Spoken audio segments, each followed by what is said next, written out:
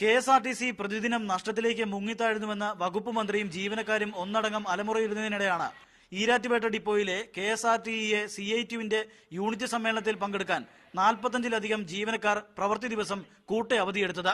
ഇതേ തുടർന്ന് ദീർഘദൂര സർവീസുകളായ ഈരാറ്റുപേട്ട തിരുവനന്തപുരം ഡിപ്പോയിൽ നിന്നുള്ള മറ്റ് ടൗൺ ടു ടൗൺ ചെയിൻ സർവീസുകളടക്കം 20ഓളം സർവീസുകൾ മുടങ്ങി.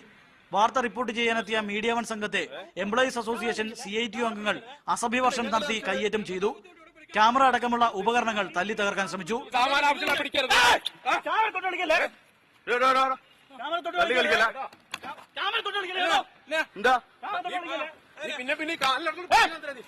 അൻപത്തിരണ്ട് സർവീസുകൾ ഓപ്പറേറ്റ് ചെയ്യുന്ന ഈരാറ്റുപേട്ട ഡിപ്പോയിൽ 20 സർവീസുകൾ ഒരു ദിവസം മുടങ്ങിയപ്പോൾ 3.5 ലക്ഷത്തിലധികം രൂപയുടെ കളക്ഷനാണ് KSRTCക്ക് നഷ്ടമായത്. നഷ്ടത്തിലേക്ക് കൂപ്പുകുത്തുന്ന KSRTCയെ രക്ഷിക്കേണ്ട ജീവനക്കാർ തന്നെയാണ് ഇത്തരത്തിലുള്ള നടപടികൾ സ്വീകരിക്കുന്നത്.